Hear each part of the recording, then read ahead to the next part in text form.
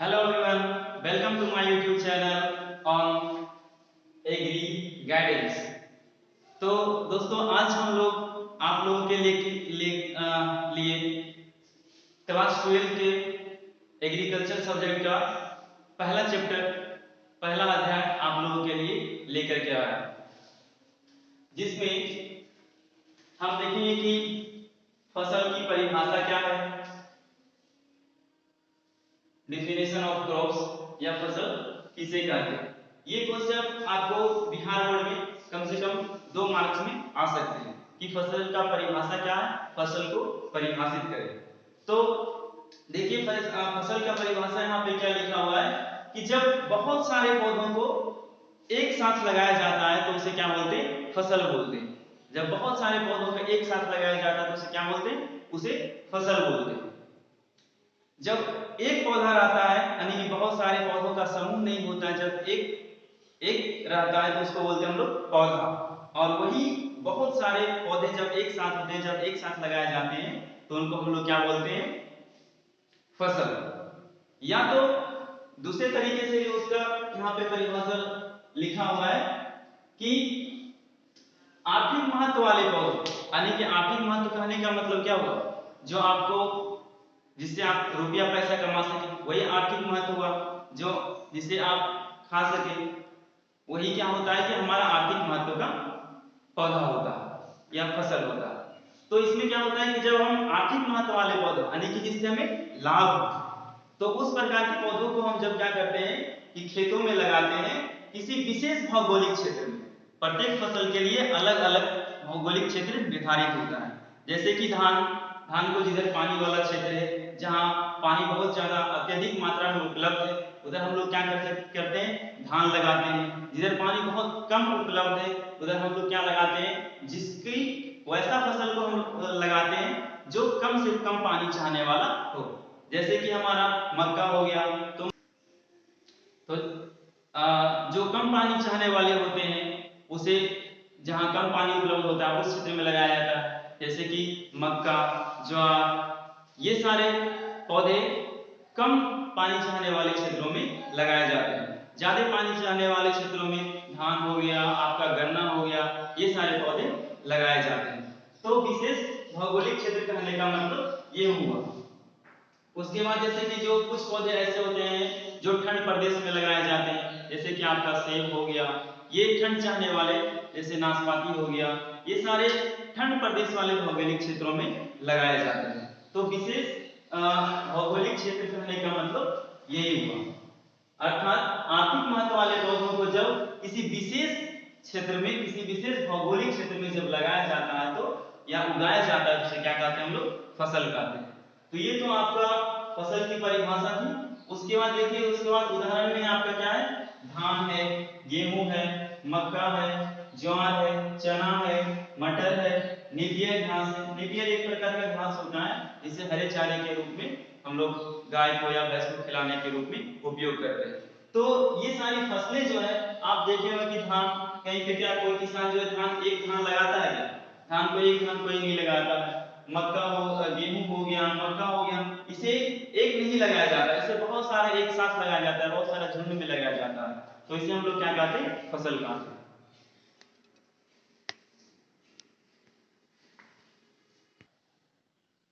तो अब आप लोगों को मैं क्रॉप के क्लासिफिकेशन के बारे में बताऊंगा, इसका वर्गीकरण के बारे में बताऊंगा कि इन्हें किस किस आधार पर वर्गीकरण किया गया है, उसके बारे में बताऊंगा। लेकिन फिलहाल जो वर्गीकरण का जो हम आधार पढ़िए कि किस आधार पे फसलों को वर्गीकरण किया गया है, तो वो मेरा पहला है कि फसलों का वर्गीकरण ऋतुओं के आधार पर, ऋतुओं के आधार पर फसलों का वर्गीकरण कि कौन कौन सा मौसम में कौन कौन सी फसलें लगाई जाती है। ग्रीष्म मौसम में कौन सी लगाई जाती है, खरीफ मौसम में कौन सी फसल लगाई जाती है, रबी मौसम में कौन सी फसल लगाई जाती है। इन सभी फसलों के बारे में हम बात करेंगे on the basis off season. आप लोग कम से कम, आप लोग बहुत सारे लोग सिर्फ देखते हैं, इसको नोट करने की कोशिश करें, ताकि यदि आप क्या करेंगे, इन सभी चीजों को नोट करेंगे तो आपको माइंड में वो बातें जाएंगी भी और लिखते समय आपको आसानी होगी। तो जो भी हमारा कंटेंट होता है वो आपके लिखने की कोशिश करें।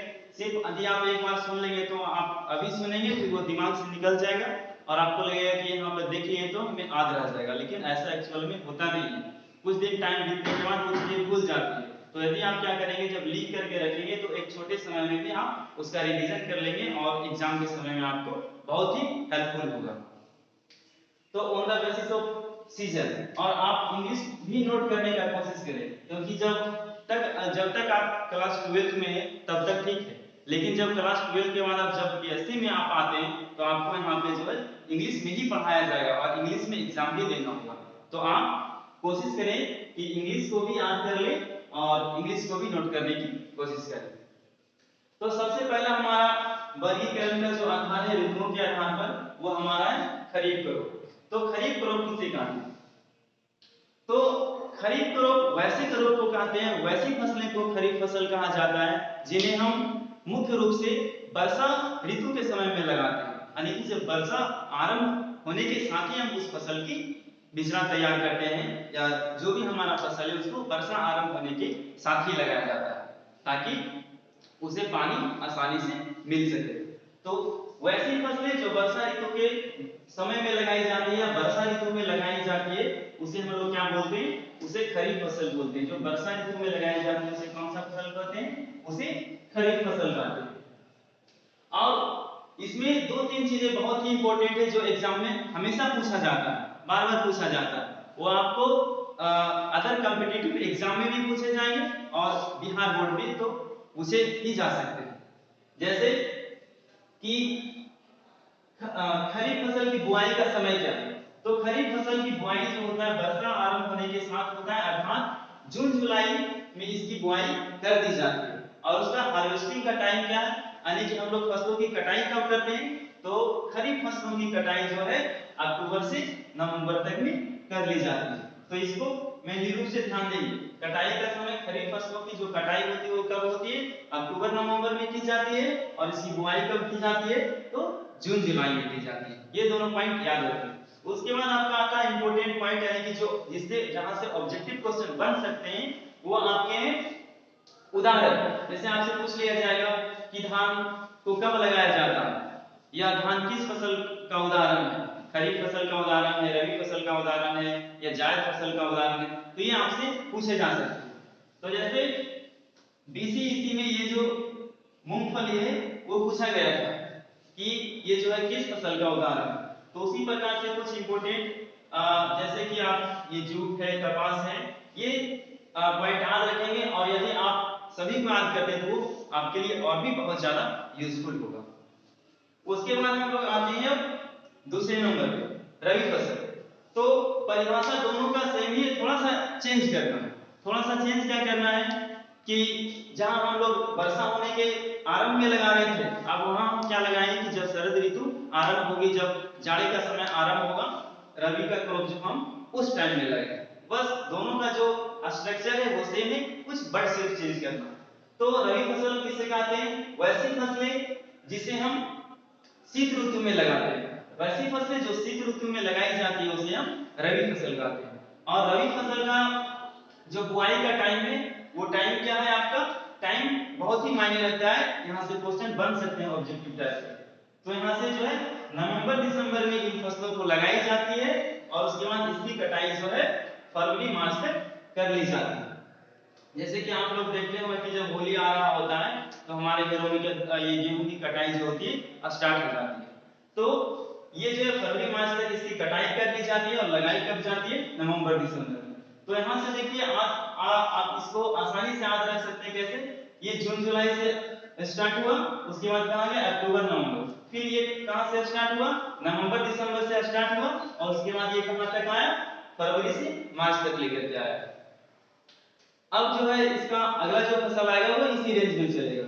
उसके बाद हम इसके देखते हैं उदाहरण क्या क्या है। उदाहरण बहुत इंपॉर्टेंट है, उदाहरण याद रखते हैं तो आपसे ऑब्जेक्टिव एक भी क्वेश्चन आपसे नहीं छूटेंगे। तो उदाहरण के लिए आपका गेहूं, उसके बाद दलहनी फसल। दलहनी फसलें वैसी फसलें होती है जिससे हमें दाल प्राप्त होता है। जैसे चना है, मसूर है, मटर है, खेसारी है इत्यादि, ये सारी जो है दलहनी फसल। तो इन सब की ये सब भी जो फसल है वो सारे के सारे रबी फसल है। उसके बाद आपका है तिलहनी फसल। तिलहनी फसल कब लगाई जाती है? तो शरद ऋतु में यानी कि रबी मौसम में ही लगाई जाती है। जैसे सरसों हो गया, तीसी हो गया, ये तिलहनी फसलें भी रबी मौसम में लगाई जाती है। उसके बाद है हमारा आलू के भी शरद ऋतु में, गोभी हो गया, फूल गोभी हो गया, उसके बाद गाजर है, उसके बाद मूली है, ये सारे भी जो फसल वो कब लगाए जाते हैं? आपके रबी मौसम में। अब जो है हम देखेंगे जायद फसल कि जायद फसल किसे कहते हैं, इसे कब लगाया जाता है और क्या क्या इसके थोड़ा सा फीचर्स, क्या क्या विशेषताएं हैं। तो गर्मा फसल वैसे फसल को कहते हैं जो मुख्य रूप से ग्रीष्म ऋतु में लगाया जाता है और इन फसलों में अत्यधिक गर्मी सहनशील करने की क्षमता होती है। अत्यधिक गर्मी, लू, जितना ये सब चलता है उतना ही ज्यादा क्या होता है कि ये सब जो भी पौधे होते हैं ज्यादा फलते फूलते हैं। उसके बाद क्या होता है कि जो भी हमारे ग्रीष्म ऋतु में जो भी फसलें उगाई जाती है या जो भी सब्जी वाले फसलें होती हैं, जो भी फल वाले फसलें होती हैं, उसमें पानी की मात्रा बहुत ही अत्यधिक होती है, जिसे खाने पर क्या होता है कि हमारे शरीर में भी पानी का अब्जॉर्प्शन अत्यधिक मात्रा में होता है। तो गर्मा फसल को ही जायद फसल भी बोलते हैं। तो या फिर समर क्रॉप वैसी फसलें जो ग्रीष्म ऋतु में लगाई जाती है उसे जायद या यहाँ पे क्या है, जायद या ग्रीष्म फसल कहते हैं। इन फसलों के वृद्धि के लिए क्या होता है कि अत्यधिक तापमान एवं प्रकाश की आवश्यकता होती है।